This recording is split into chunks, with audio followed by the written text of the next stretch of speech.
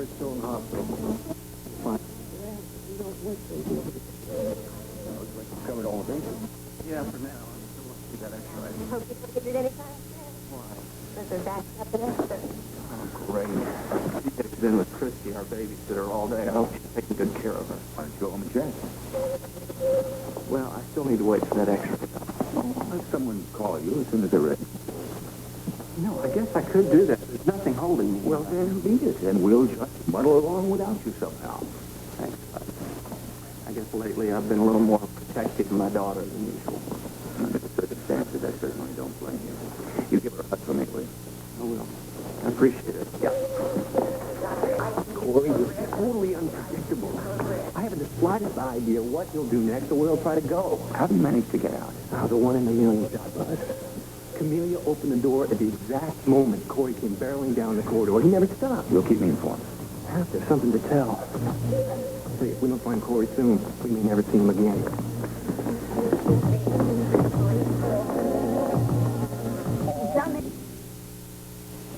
Hey. It's locked. What's inside? Supplies. What kind of supplies? What do you need? You got one? Oh, not on me.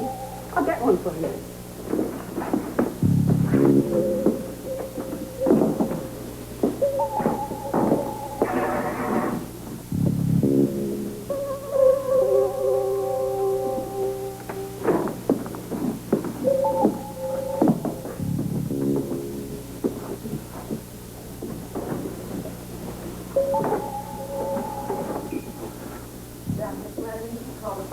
Dr. Lee Fleming, call the pharmacy.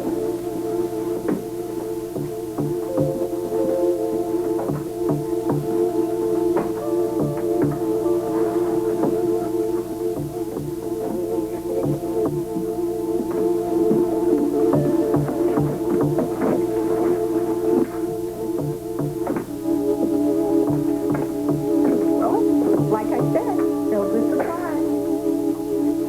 Nobody's in there. I could have told you that.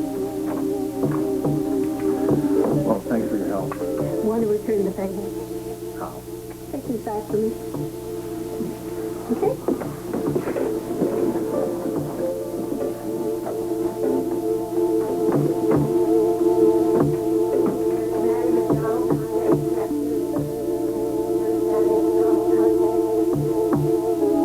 March 17th, the afternoon. Where were you? White Oak. That's a small community just outside Port Charles, Lot 5. I know where it is. Thank you. Just trying to be helpful. What were you doing there? Selling lingerie. He says one word and you sue him for everything he's got. My client is a salesman. I just thought maybe he was modeling the merchandise. I don't have to take that. You take one step towards that door, and I'll have another thing to charge you on. Good, sir. Please do sit down, Mr. Hunter. And just relax, all right? So you sell lingerie. That's a living. Where do you work? Bartell. How do we know that? Why don't you prove I don't? The sooner we can prove your innocence, the sooner we will let you go. Believe me. All right, call the store. Ask for the general manager. His name is George Thomas. I know, David. You don't want to know. Don't want us to what? You don't want him to get bogged down in irrelevant details. Story of my life. Detective Jones, give me a store called Bartell. Yes, good afternoon. I hope so. This is Detective Fristo Jones at Port Charles Police Department. I need to speak to a Mr. Thomas, please. I see. Do you have a number for him? It's important. No, ma'am, I'm not selling tickets. Have him call me, will you? Tell him one of his salesmen urgently needs help with his pitch. We'll be here. Thank you. If Thomas is out for the afternoon, she'll try to reach him. You know what I'm doing. I certainly hope so. Well, I don't think there's any reason to continue with this until we check your alibi. So once we've spoken to Mr. Thomas, we'll carry on. Thank you. Will you please take one? Sure, let's go.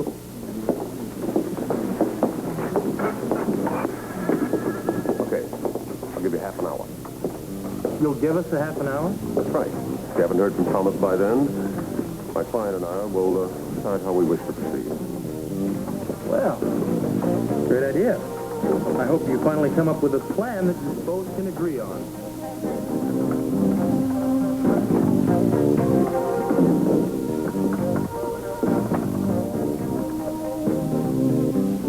Okay. Well, thank you very much, Mr. Thomas. Thank you for your time. Hunter's alibi doesn't check out. Book him. Yes, ma'am. Detective Jones, have Wells bring the suspect back into the squad room. Thank you. I just spoke to Mr. Thomas on the phone from Whitehead. He can't verify the whereabouts of your client for the afternoon question. Looks like you were right after all, huh, Counselor? What's plan B? Let me talk to him for a minute.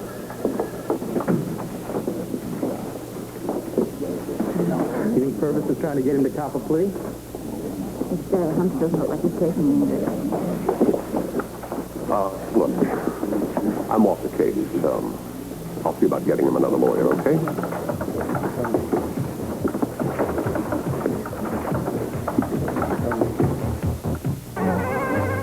General Hospital will... What are you doing here? Well, hi, and I'm fine, too. Where's Christy and Barbara Jean? Well, Christy I sent home, and Barbara Jean I gave a bath, and she's sound asleep in the crib. Does Tony know you're staying with us? Yes, of course he does. He couldn't be happier.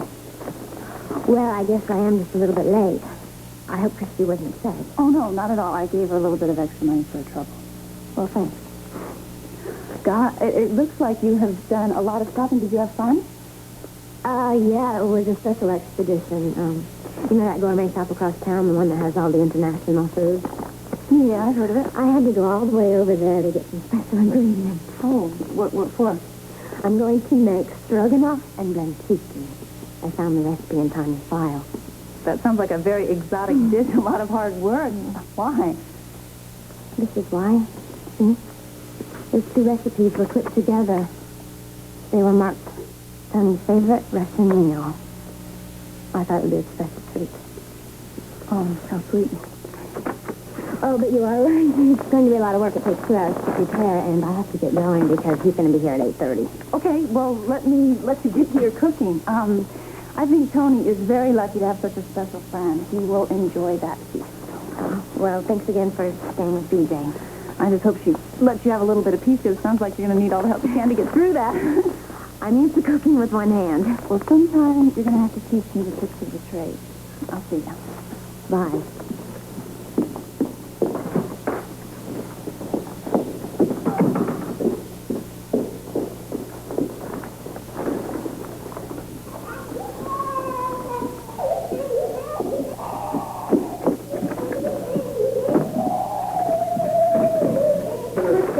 Yeah. Hunter wants to talk. Great. Bring him in. You got it. Hello? Wants to make a statement. I'll be right there.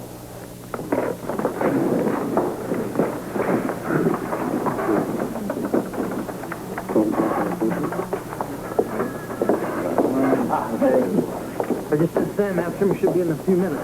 All right. You want a lawyer? I don't need one. I'll see why you would if you're confessing. Confessing.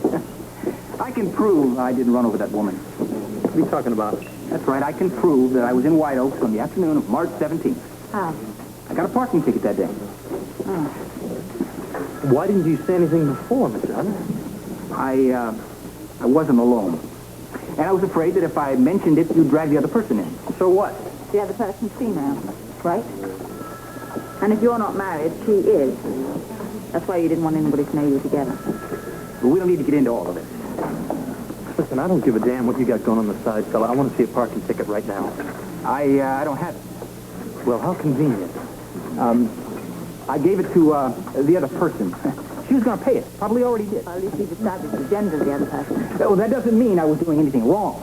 Adultery isn't a crime. Hit and run is. What's this other person's name?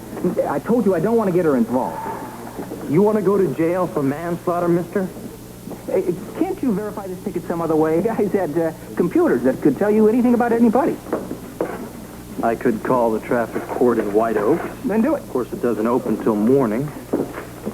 You mean I have to spend the night here? Could I post bail? You could go to night court. Whatever it takes. Of course, you have to understand that it is standard procedure for the prosecutor to ask for a high bail and for the full amount to be posted. Which means unless you have a small fortune, you're going to have to wait until the bank's open. In the morning? You're really enjoying this, aren't you? You think I'm happy now? Better take a look at me after the judge pronounces you guilty. You cops are all alike. You slap the cuffs on anybody you please. And then you throw them into your filthy cell with all sorts of sleazy characters. And then you leave them there to rot. While you take your ever-loving sweet time proving that they were innocent. Wait, are you going to produce this parking ticket or are you going to spend the night here with us? I want an answer. Look, Get this man out of here. Ginger, Oh, David. What, is this the other person, I presume? I told you to keep her out of here. This is Ginger Reed. She's a buyer for Bartell's. And also Mr. Hunter's passenger on the afternoon of March 17th. He, told you about that? More or less. Were you his passenger that afternoon when he got the parking ticket? And he didn't want you to come forward because you're married, right? Yes. My husband wouldn't understand, you know. If he ever found out I was seeing David, I don't suppose there's any chance of keeping this out of the papers. I wanted Ginger to come down here all along, but Sir Galahad wouldn't hear of it. So when it was apparent that things were getting a little rough for him, I decided to take it upon myself to persuade her to cooperate. I did not need your help. These cops don't have a thing on me. Well, they certainly don't now, do they? I assume that my client is free to go. Like No, Kelly is. absolutely not. Not until we have some concrete evidence. I'm not about to let a manslaughter suspect walk out of here just for some uncorroborated statement. Well, is this concrete enough? Parking ticket. Yeah. Fortunately, Ginger hadn't paid it yet. It's legitimate. It's made out to his car. I don't believe this. Time and the place, yeah. Time and the date. He's illegally parked in a red zone in White Oak when Tania was here. I'm sorry, Christina.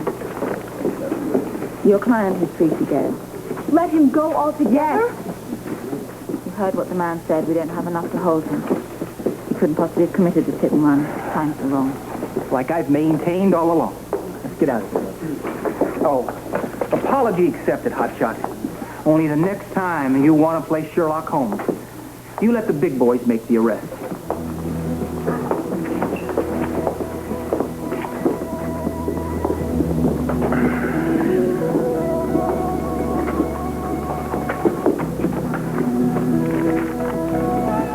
I'll see you in the morning. Mr. Wade, I know it's no consolation, but I understand how you feel. However, look, that doesn't excuse you going off the deep end. Now, if you can't keep your head on this one and pursue the investigation objectively, I have to get someone who can. I'm sorry. Won't happen again. All right. We'll start again tomorrow at square one, all right?